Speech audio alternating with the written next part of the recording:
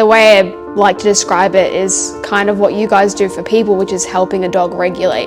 Not every dog that approaches you actually wants to be pet. Leadership is the greatest form of love you can give a dog. You know, like how people say like little dog syndrome. It's not real. People treat little dogs like crap. When you don't actually pay attention, when they're giving you signals, you're the fool then, you're too busy. Again, the love is there, but love is not enough. How can I support this dog to feel better?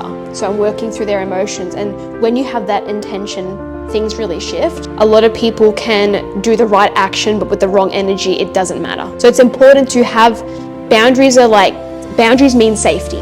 So I want to be the dominant energy so that I can protect and provide for my dogs, not so I can just put them down. And now it makes sense why they say a man's best friend's a dog. Welcome back, everybody, to another episode of the B.Human movement podcast. And today we have a, should I say special? Yeah. Special guest. Special. We got Aesha's daughter, Aliyah, from Move With The Pack. How are we? I'm good, how are you? Good. Although I know you very well, I would like you to give a little intro to our viewers and our guests on what you do, why you do it, and where you're at now and what you love about what you do. So my name's Aliyah. I am 24 years old, daughter of Aesha, and I do dog training. So a lot of people, when they hear that, they think I'm doing like trick training or obedience and commands and heel and sit and drop, but I don't do any of that. The way I like to describe it is kind of what you guys do for people, which is helping a dog regulate, basically. Wow, So I didn't know this. I thought you did all those other things like dog training. No. This is cool. I'm going to enjoy this. Yeah, so it's like helping a dog work through stress, build their confidence, build their capacity to handle stress, because a lot of the dogs that come to me, it's like, oh, my dog knows how to sit, but my dog doesn't know how to be calm. And that's because people prioritize obedience over actually having a calm dog, creating a good relationship with them, fostering that connection. And it's because people don't understand dog psychology and behavior at all. So it's very much, I'm going to teach the dog from a human lens as opposed to understanding what a dog actually is. Yeah, that's what I love about it. Yeah, and we talk a lot about our individual work, and we can relate a lot because we see how, if you look at a dog, it's a pack animal, obviously, and as human beings, we are pack as well. And we notice how so many things correlate and sort of blend, because leadership is important, you know, how structure and boundaries are really, really important too, because it allows either the dog or the kids to feel more safe and secure in an environment, and then they sort of behave on a different level. People think you got to control and dominate, you know, either your kids or the animal, the dog, in order to get best behavior, but they're not behaving well. They're just actually more fearful, they're controlled, they actually contract more. Whereas if you lead well, they have good boundaries, they know they can make healthy choices, they're actually more of a positive, it's a positive behavior in that way, isn't it? So we always talk about these kind of things. So, well, dogs are hardwired to look for safety.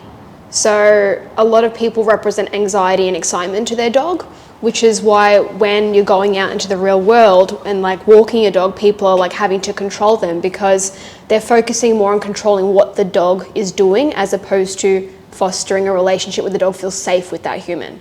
So, and leadership's such a funny thing, because I don't know if you'll know, but in the dog world, as soon as you say, oh, you're meant to lead your dog, people have like a negative connotation with that. Whereas the way I was raised with you, having that strong leadership actually helped me be more confident. I wasn't dominated, or you weren't like putting me down. I actually had a more better understanding of self through that leadership. So that's why when I do my dog training and I'm like, yeah, you need to lead your dog, I find leadership as a gift as opposed to trying to dominate the dog, which is what a lot of people think that means.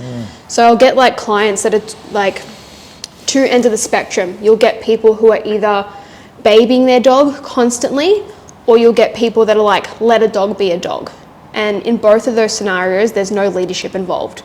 So the people who are coddling and constantly like babying and baby talking their dog, it's very emotionally driven. What do you mean baby talking? Like, hi, oh my goodness, how are People you? do that. Yeah. To their dog. Yeah. Or like pick them up and carry them. Like, okay, so it's the same Yeah. thing that I'm Like my fur baby. parenting? Yeah. Yes, Thinking exactly exactly. the same There's way. a lot. It's the same Yeah. relationship. Yeah, so people who do that, they're basically, let's say, parenting their dog Yeah. based on very emotional needs. So Okay. their emotional needs rather than what's good for the dog. So for instance, when a dog's nervous, you should be directing them and helping them work through that stress, right?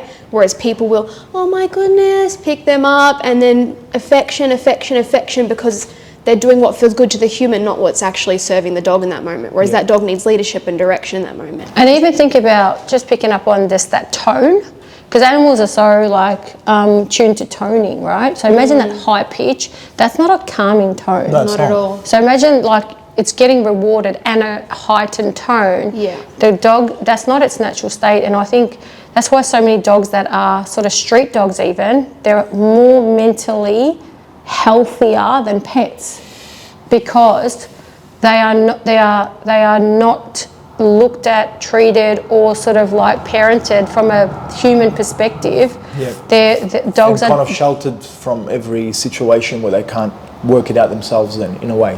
Yeah, well, then it goes to that's what I was kind of talking with the other side of the spectrum. People will say, let a dog be a dog. That's all well and all, but you're telling a dog to be a dog who's an instinctual being, so they're going to act based off instincts in an unnatural world. So it's like a world that isn't naturally fulfilling their needs. They're not going out and doing things that a dog would naturally do.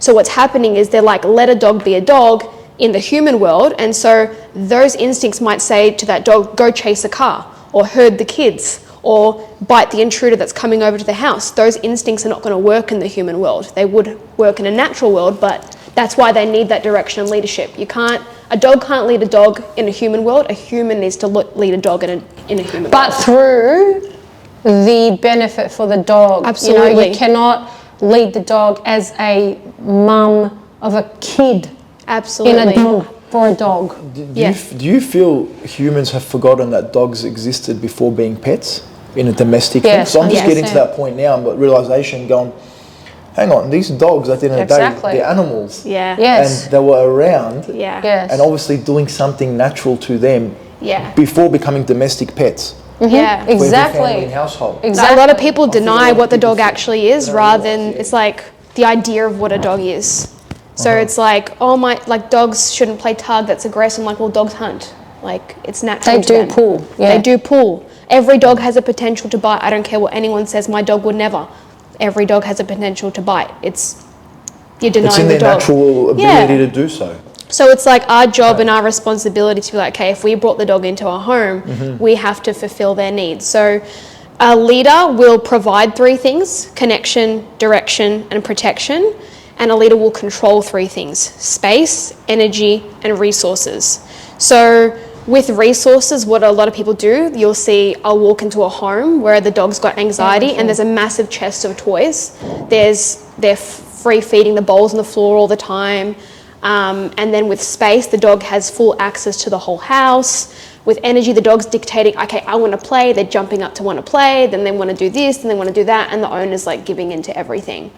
Then if we go into what an owner should be providing, a lot of people walk their dogs on their phone, not paying attention, not actually knowing what their dog's communicating, don't understand anything about the dog's behavior. Direction, the dog's leading the whole walk, sniffing here, pulling there, doing this, doing that. And then a massive one, which is protection.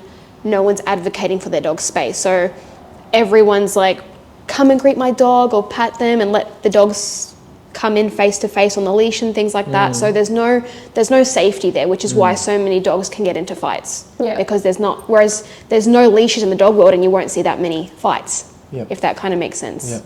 Yeah. I think that's really important because I think a lot of the times we put the blame on the dog if the dog is a little bit showing teeth or like it's showing that it doesn't like, and it's showing a little bit of what it's telling you. It's informing the person, I don't like this, back off, and I'm feeling uncertain.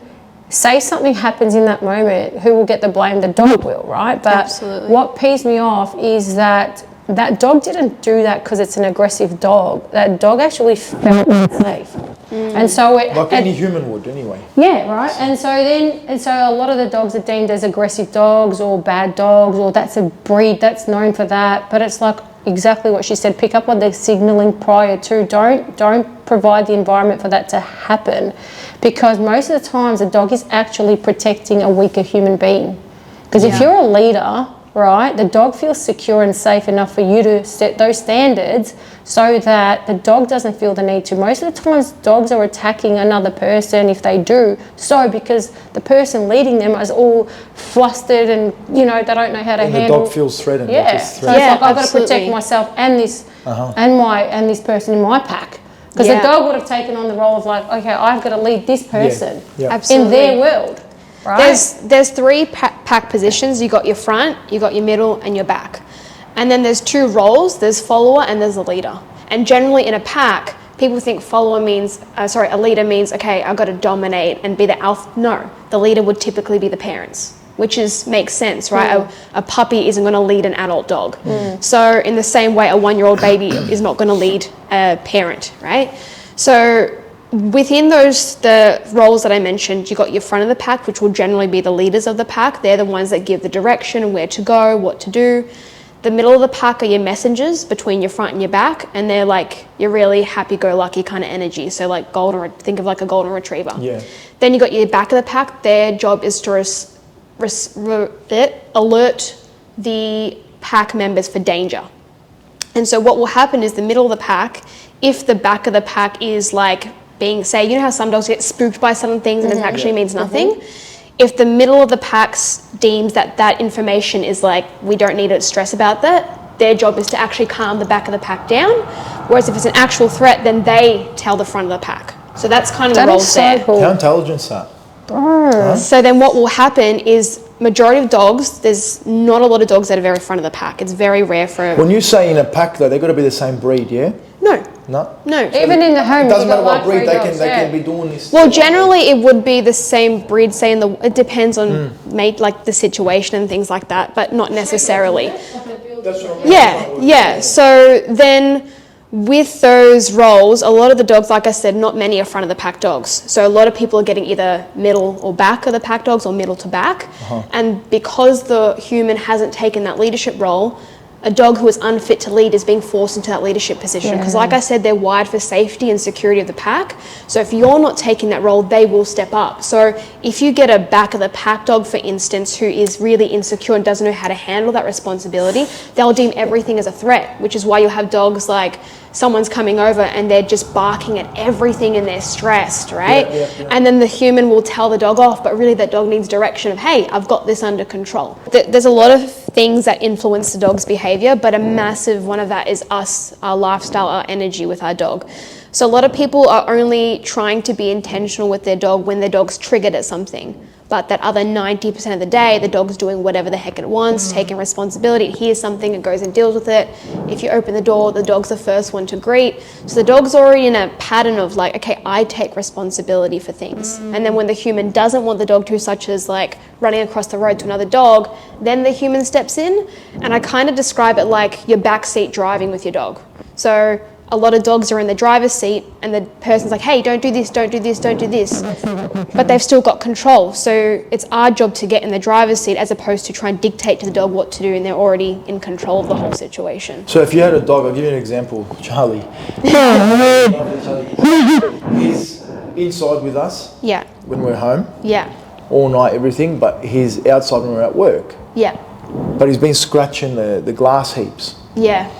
And I'll tell him, Charlie, stop. I'll tell him, Charlie, enough, stop. And he'll stop for 2 seconds and start talking. When he can see that we're still clearly inside the house, getting ready to leave.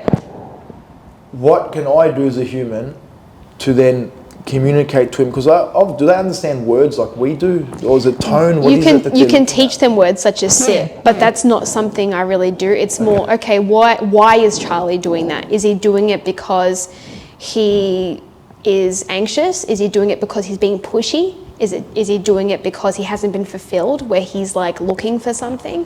So there'd be a few reasons. And the first one I'd probably go to is, okay, has that dog had sufficient exercise? Because generally if dogs have not had exercise, they will go into those behaviors. Yep. As opposed to if they've had sufficient exercise, my dogs will naturally be like, all right, I'm going to go and rest now. Okay. That's the first thing I would do. Yep. Then if it was an anxiety thing, I would be dealing with how can I help him find comfort outside. Where is he feeling stressed outside? Is it like, because a lot of dogs when they're outside they feel like they're exposed to so many sounds and their natural response is like, oh my gosh, I need to deal with this. Does he understand that outside he's safe and secure? Okay. If it was a pushy thing, then that's another story. Yeah. So if it's like he jumps on the bed when he wants to, he just walks in when he wants to, or he's learned if he barks he gets food, if he whines he gets attention. So it's not looking at the behaviour as a whole, at like one thing, it's looking at everything as a whole. But I still reckon you got to go through that order. Like you have to feel, because then you're if I look at it as a parenting, right? When I know that I've fulfilled my kids' needs, those fundamentals in order, so they're safe, secure, they've been exercised, I've engaged with them, we've got this thing going, and then they're still, now there's a behaviour thing of like that is not, then I really step up and go, because when I've ticked off the list, and it's a really, really good way of doing it, where you go, okay, I have fulfilled their needs, because you've got to look at that. I think then I'll call you out. And I think with the dogs, it's important to go through that as well. Have I fulfilled their, energetic side of it, the mental side of it? Have I engaged with them? Have I provided a little den area where they feel like they can go in? Okay, have I given all that first? And then I can go, okay, now you're being a bit cheeky. Now we're going to deal with that. And I think that gives you also no feeling of guilt and stuff. You're not parenting from guilt, and you're not also looking after dogs from a place of guilt, and then just giving them stuff just to sort of make yourself feel good. To just quieten the situation. Exactly. So people don't realise they're like unintentionally making their dog more pushy by like, okay, just here's a treat and be quiet. Yeah, it's like when you have a spoiled kid. Then they're just expecting it all the time. And we talk about this all the time, how her job and my job is so similar, because we do notice that, I was watching Gable Mate, and he was talking about there's 3 different styles of parenting, and he goes, one is permissive, I think, where the parents can just let the kid to do everything, you're allowed to do everything, and he goes, that's the worst time.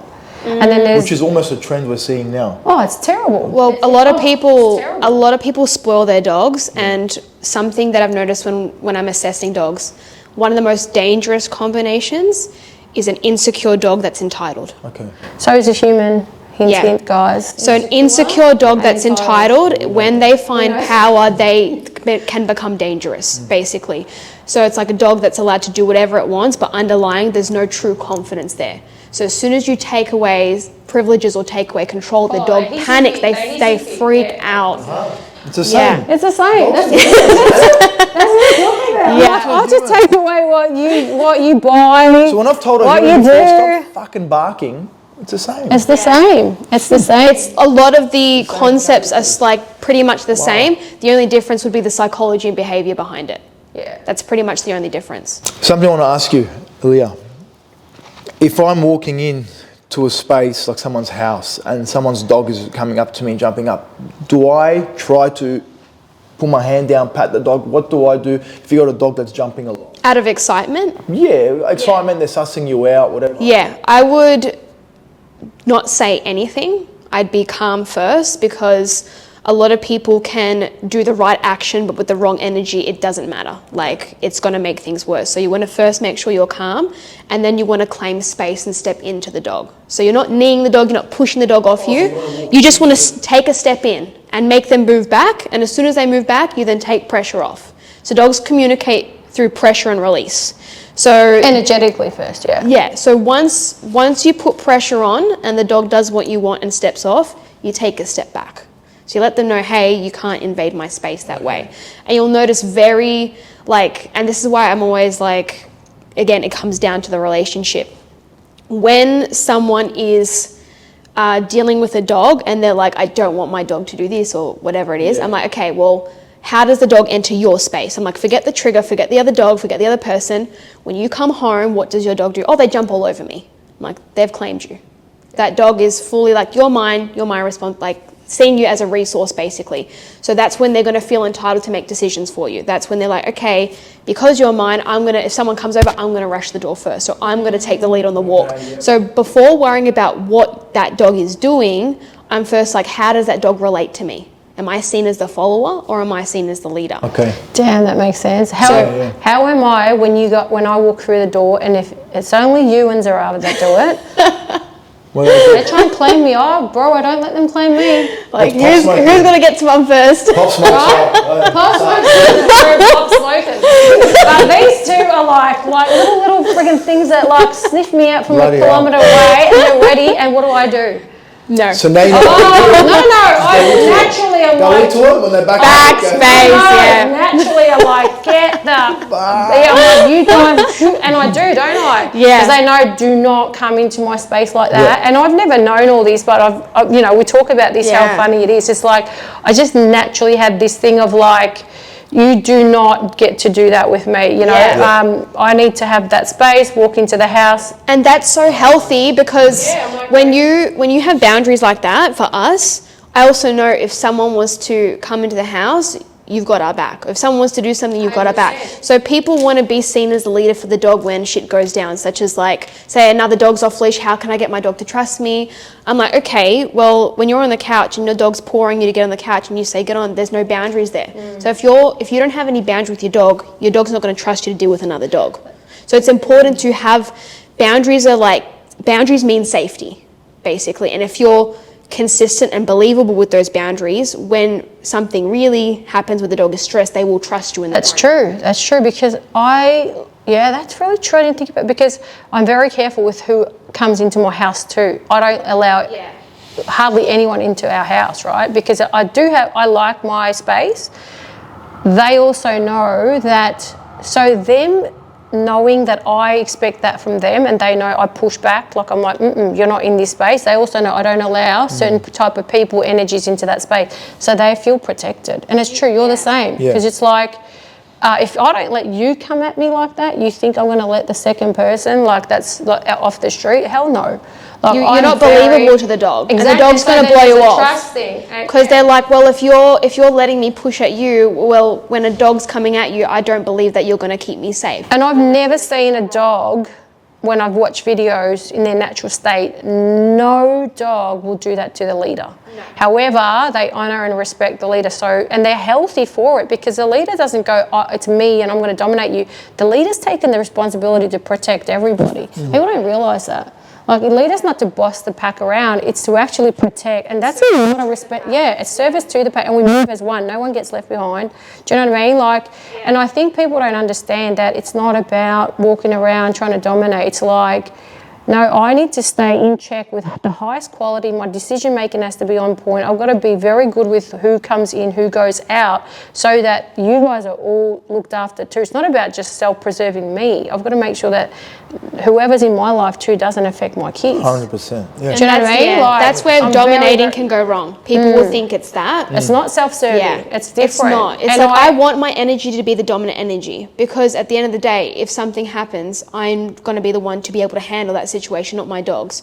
So I want to be the dominant energy so that I can protect and provide for my dogs, not so I can just put them down. Yeah, and one thing I want you to talk about is how I used to always explain to you that if you really look, I'm pretty loose, right? Like I'm pretty loose and whatever, but I have really high values and standards, right?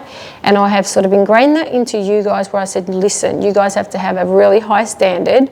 And because I've given them high standards, what's happened is I trust them out in the big world. I don't have rules, right? Because I have made such high standards and I've showed them their value, they're up here, I actually don't have many rules in the house.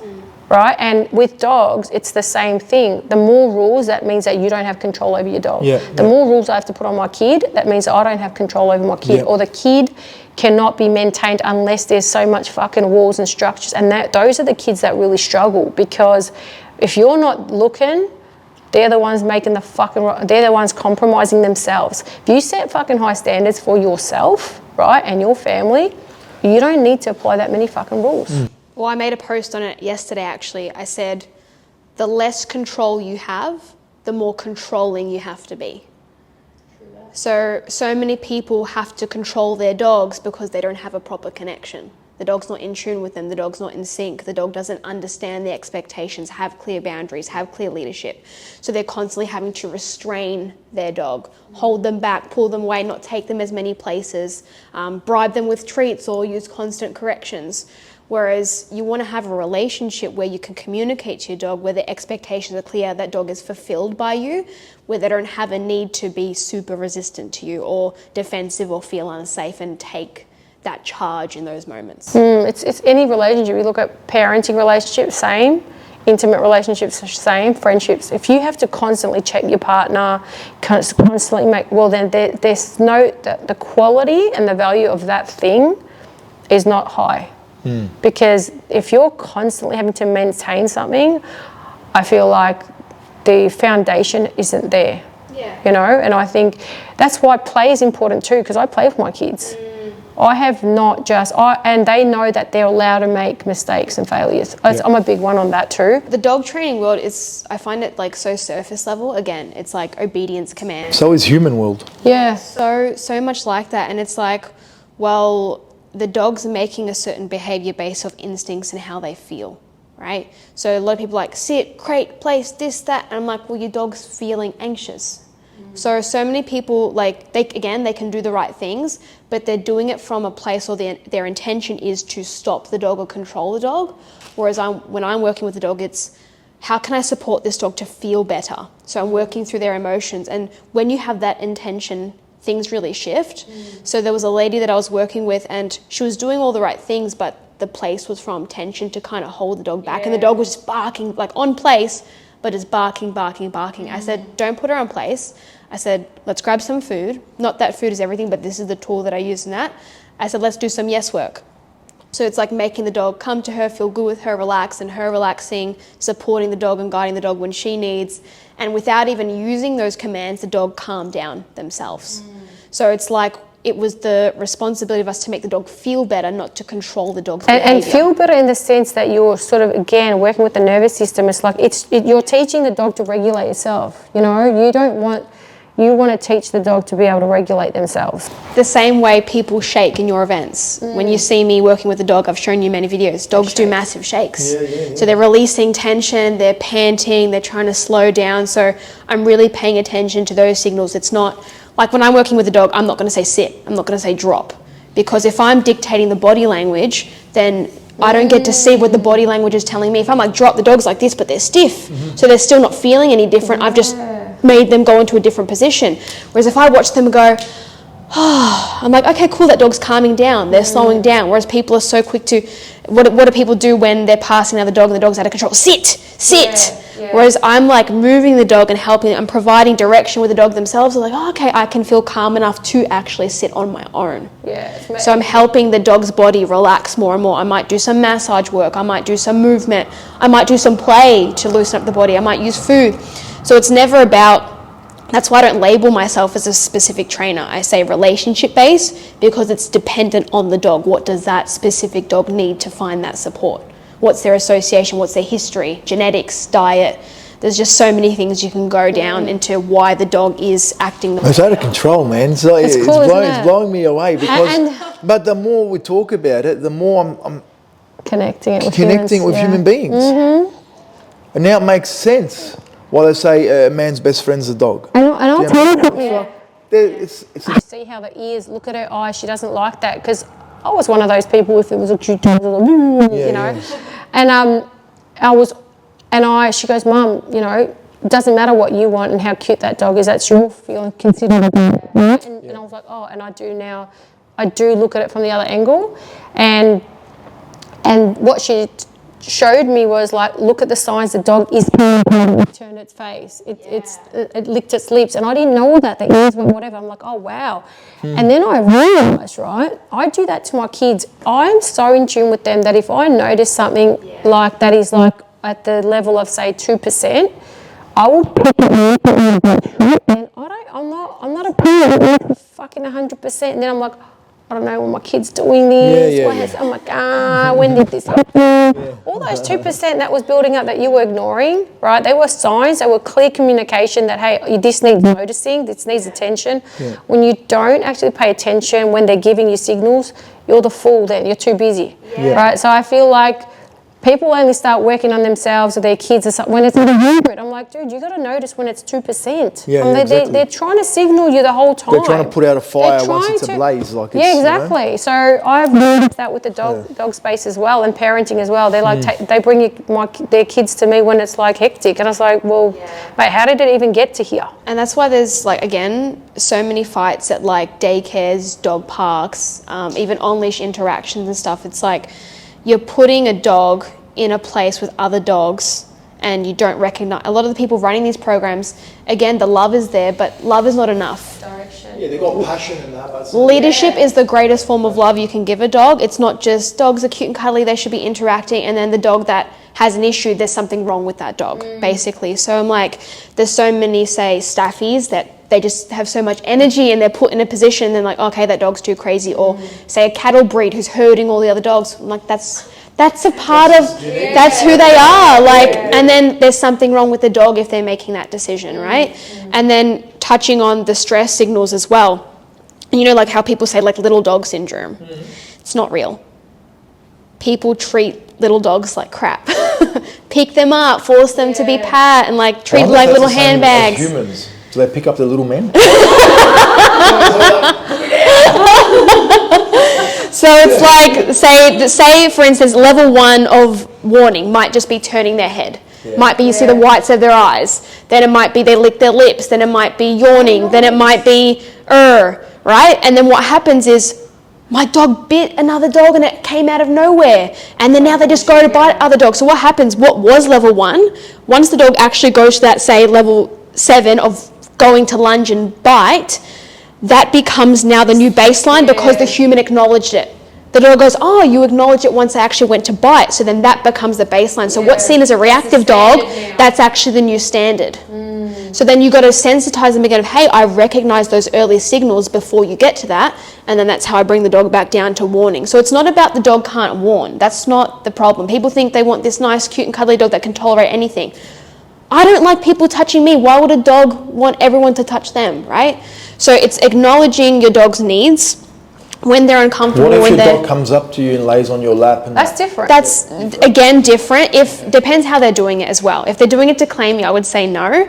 If they're doing it like being near you because they're comfortable with you, that's fine. But again, not every dog that approaches you actually wants to be pat. Some dogs approach to just sniff. Like a lot of dogs that come near me, because I'm so calm, they'll approach me. But then as soon as they've sniffed me, they'll run away again. Well, I'm going to take a lot out of this episode for Charlie, obviously. I go back and I was meditating and he come up and he was sniffing me. I'm meditating, I'm sitting there, I felt him come up. I thought it was one of the kids, but then the sniffing and the fucking Charlie. So I stayed there meditating and then he went in between my legs and he sat there. But that's the energy though. And he slept. Yeah. He does that all the time. Comes up to me. Yeah, but that's different. And then he'll sit on me and sleep. Is that good? That's beautiful. That's beautiful. I love Charlie. Beautiful. I love him. He's a beautiful dog. Everyone thinks if a dog approaches you, that means they might just want to suss you out, right? So it's more like, say they come and they sniff. If they move away, they just want to suss you out and be left alone. They come and sniff and they're respectful, yes. If they come and sniff and they're excited and jumping, no. Think about how a person would approach you. If they want to sit and talk with, or they might just want to suss you out and they go and move away. Like, it's the same thing. I just think because we claim them, we think we claim, as kids, it's weird. Well, because they think like we bought these dogs that we own and they can do whatever they want. Yeah. Until we had this chat, I forgot dogs existed before being domestic pets. I looked at some videos where, mate, the mum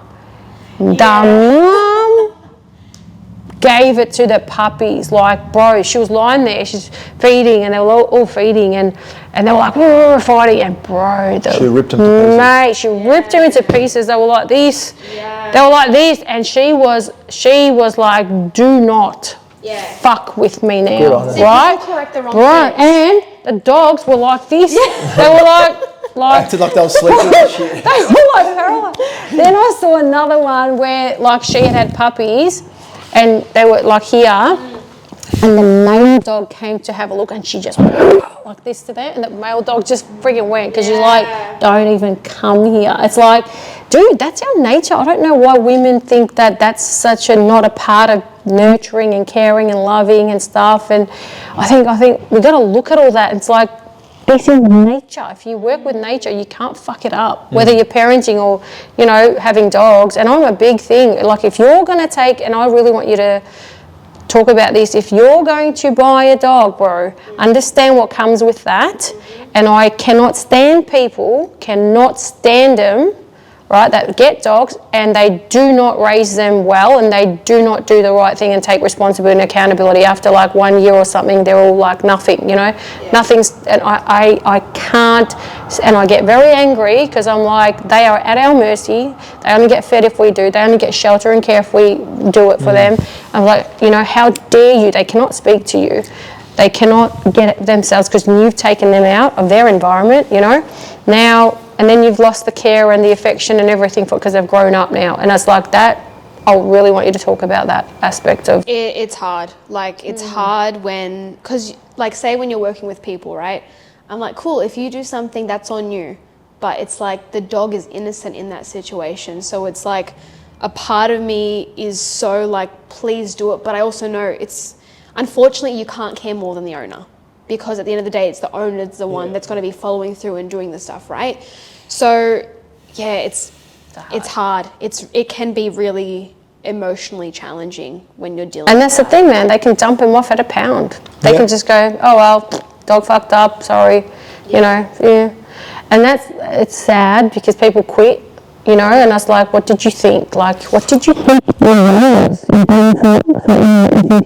Yeah, they need to start looking at them through a different lens now. Yeah. You've got to start looking at the dogs now, I will now, as actually my kids, my family. 100%, brother. You've taken away from your family, you know. Yeah, people like get a dog and think, okay, it's a dog, it'll know what to do, but you've taken it away from that natural environment. Imagine getting taken away from your mum. That's what I'm saying, bro. That's what they do, and they're like, how can we provide the responsibility, the accountability, and the care that they need? Like, and then now dogs are on medication because why? They're not in their environment.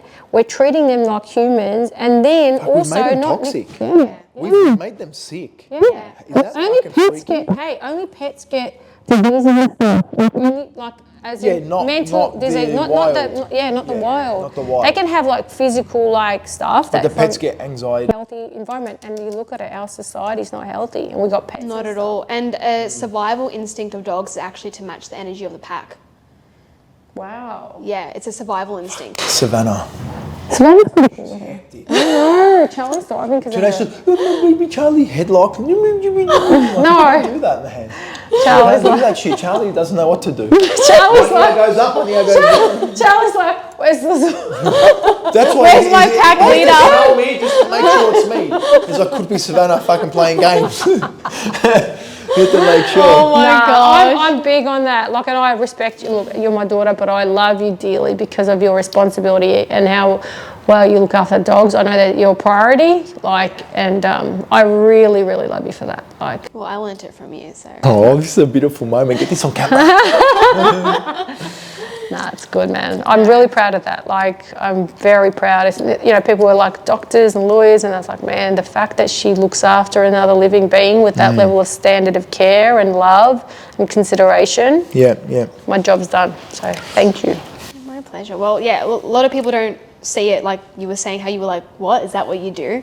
Unless I say it, people are like, don't really understand what it is. But I'm like, yeah, it's heavy stuff. Yeah. So where do they find you then, Aliyah?